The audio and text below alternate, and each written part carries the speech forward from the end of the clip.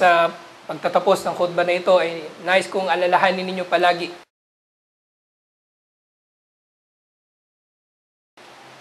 ang pagsunod at ang pagsasakripisyo ni Ibrahim alayhi salam sa pagsunod nga kay Allah subhanahu wa ta'ala. Come listen to her story with me in a world of opportunity. A little girl has lots to say, but everyone's so far away. Come listen to her story with me. Tiny life and tiny hands shake, ashamed of her unknown mistake. A child's hopes and tears in vain, she believes she is to blame. Listen to her story with me. Ya Ummati, answer me. Why am I suffering this way? Ummati, I am so afraid.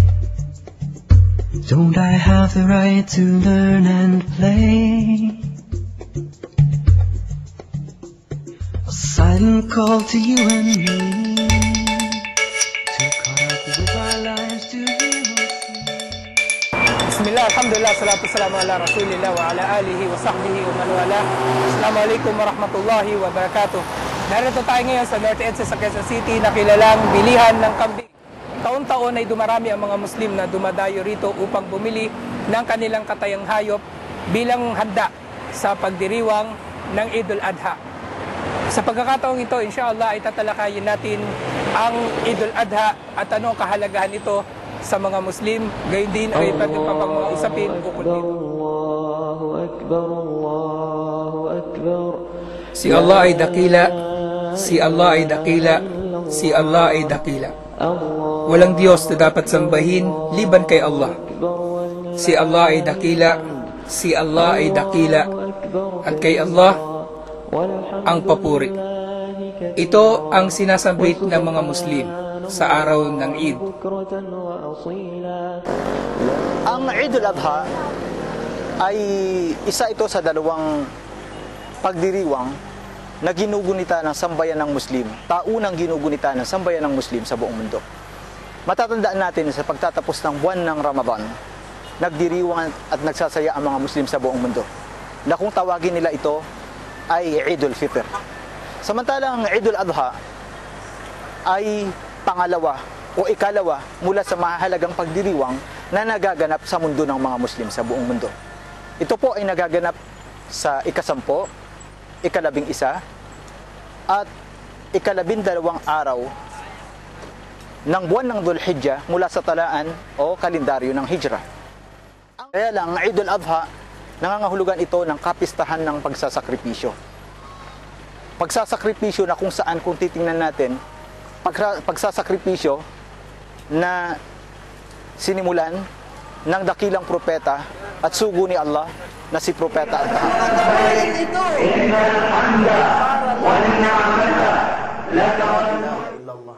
Sa paggunita ng ano?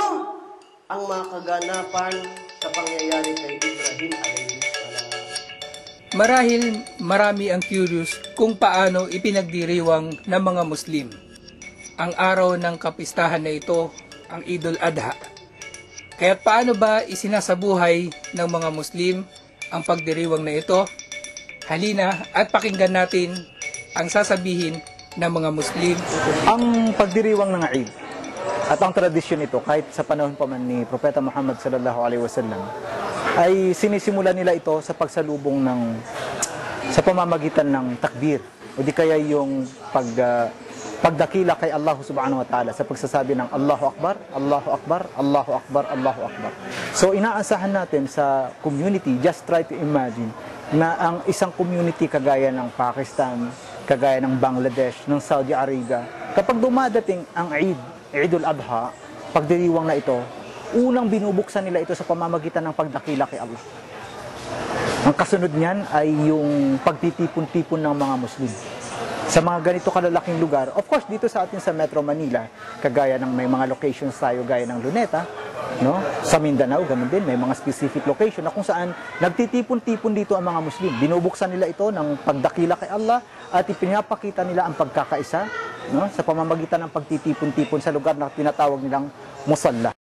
Pumunta ka agad doon sa lugar ng salahan, idaos ang sala, at pagkatapos nun, simulan ang pagkatay ng mga hayop at mula sa kinatay, yun ang gagamitin sa pagdiriwang, kakainin, ipamimigay, isasadaka, para maisagawa ang pagdiriwang ng Idul Adha.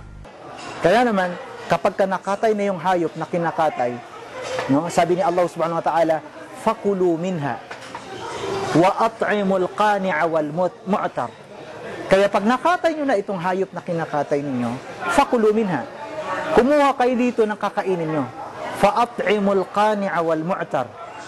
Bibigyan nyo, pakainin nyo itong mga taong humihingi nito at ang mga hindi humihingi nito. So sa madalit sabi, ipinagbabadyan natin, ipinamamahagi natin ang karne na ito sa nakararaming tao.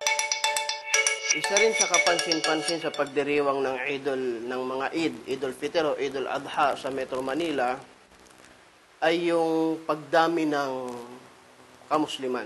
Sapagkat ako'y naimbitahan year 2002 na magbigay ng khutbah, yung sermon na ginagawa sa tuwing dinaraos ang sala ng Eid. And then, naimbita rin ako, ito lang, itong year lang na ito, 2012, nagbigay din ako ng khutbah sa Caloocan naman. Napapansin talaga natin na yung mga Muslim talagang mabilis ang pagdami. Maraming, sabihin natin, maraming mga nagbabalik Islam talaga. And of course, siguro yung mga galing sa Mindanao na nagdaraos din dito ng kanilang pagsasara ng Eid.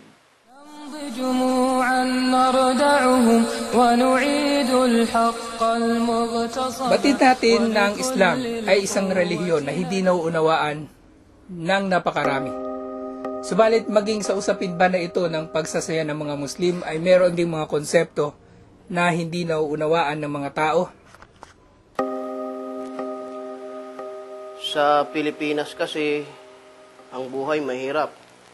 Hindi katulad sa bansang Arabia, halimbawa sa Middle East, kahit sino may kakayahan bumili ng kakataying hayop sapagkat magaang ang buhay. Pero ganun pa man, marami pa ring Muslim dito. Ang pagdating talaga ng Idul Adha, nagsusumikap talaga sila na makabili na mula sa sarili nilang pinagpaguran ng kakataying hayop para may maibigay na alay, no po, para sa pagdiriwang ng Idul Adha.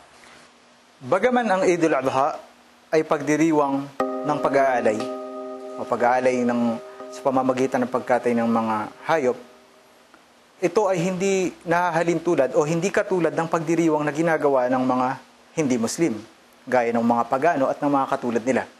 Sapagkat ang layunin sa pagsasagawa ng kanilang pag-aalay ay ito ay sa napakaraming dahilan. Isa na dito ay upang mapawi ang galit ng Diyos, upang mawala ang kanilang mga pagkakasala, no?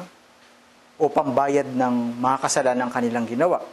Samantalang sa Islam, napakalinaw yung sinabi ni Allah subhanahu wa ta'ala kung bakit natin ito ginagawa.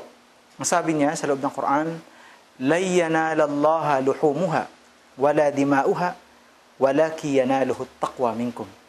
Hindi nakararating kay Allah ang dugo ni laman ng hayop na kinakatay ninyo. Sa halip, ang nakakarating kay Allah subhanahu wa ta'ala ay yung pagkatakot nyo o paniniwala nyo. Sa pagpasok ng mga araw ng Eid, ay napakagandang makita ng bawat isa sa atin kung ano ang diwa na meron sa Eid. Natalakay na natin ang pangkalahatang pananaw ukol sa Idul Adha. Sa kung ano ang kahulugan nito, paano ito pinagdiriwang, ano ang mga maling pagkakaunawa ukol dito. Subalit sa pagkakataong ito, ano ba talaga ang diwa ng Idul Adha? Ang kahulugan ng Eid ay napakarami o diwa ng Eid. Pero para sa akin, mas nais kong ipaliwanag yung sinabi ni Allah subhanahu wa ta'ala sa banal na Quran. Qul inna salati wa nusuki wa mahyaya wa mamati lillahi rabbil alamin la syarika lah. Sabihin mo sa kanila, Muhammad sallallahu alaihi wasallam, na ang aking sala, pagdarasal, pag-aalay, buhay at kamatayan kay Allah subhanahu wa ta'ala, at dito ay wala siyang kahati o wala siyang katamban. Ito ang diwa, ito ang esensya, ito ang lahat-lahat para sa isang Muslim. Ang masamba si Allah subhanahu wa ta'ala ng buong buhay niya. Diwa na pinararating ng Eidul Adha ay masasabi nating nakita na ito ng daang-daang taong dumaan. Dekadang dumaan ng mga taong nasaksihan kung anong mayroon dito sa Eid. So sa paparating na Eid ng taong ito, muli na naman nating masasaksihan ang pagkakaisa, ang pagmamahalan, no?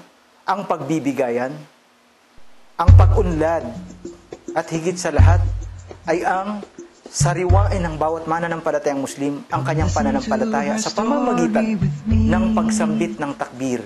Allahu Akbar, Allahu Akbar, Allahu Akbar, La ilaha illallah, Allahu Akbar, Allahu Akbar, walillahilhamd. So, pinupuno ng mga gawain ito ang mundo, hindi lamang ng Middle East, hindi lamang ng China, hindi lamang ng Amerika, hindi lamang ng Pilipinas.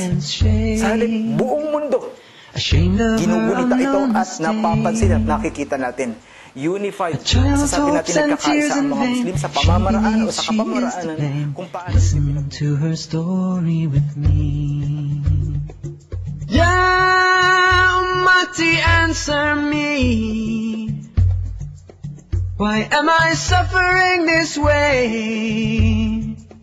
Ummati, I am so afraid. Don't I have the right to learn and play? A silent call to you and me, too caught up with our lives to hear or see. We will answer to Allah one day, then what will we have to say for busy lives so void of mercy? Ya Ummati, answer me. Why am I suffering this way? Ummati, I am so afraid. Tayo ngayon sa Quirino Grandstand na isa sa mga gaganapan ng Salatul Eid para sa Eidul Adha sa taong ito. At tinatayang ang pagtitipon dito sa araw na iyon ang magiging pinakamalaki dito sa Metro Manila.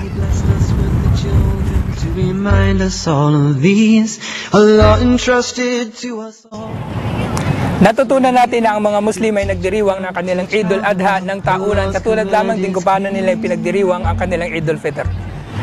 Ang Eidul Adha ay hindi lamang pagpapakasaya o pagkakatay ng mga kataying hayop, bagkus ito ay pagsamba na kung saan ay ginugunita ng mga Muslim ang pagdakila kay Allah subhanahu wa ta'ala, gayon din ang pagkilala nila at pag-aalaala nila sa mga naging pagsunod at pagsasakripisyo ni Propeta Ibrahim alaihissalam. Ang pagdiriwang ng mga Muslim ng Eidul Adha ay kakaiba sa iba pang mga pagdiriwang na mayroon ang mga hindi Muslim. Ang pagdiriwang ng Eidul Adha, katulad lamang din ng pagdiriwang ng Eidul Fitr, ay hindi sinasaliwan ng mga bisyo at mga pagsuway kay Allah subhanahu wa ta'ala.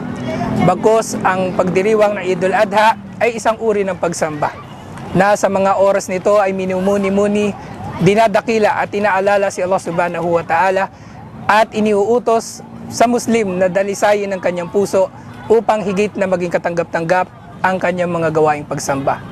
At dito po nagtatapos ang ating maiksing documentary ukol sa Eidul Adha. Hanggang sa muli, wassalamualaikum warahmatullahi wabarakatuh. Answer me. Why am I suffering this way? Ummati, I am so afraid. Don't I have the right to learn and play? A silent call to you and me, too caught up with our lives to hear or see. We will answer to Allah one day, then what will we have to say for busy lives so void of mercy?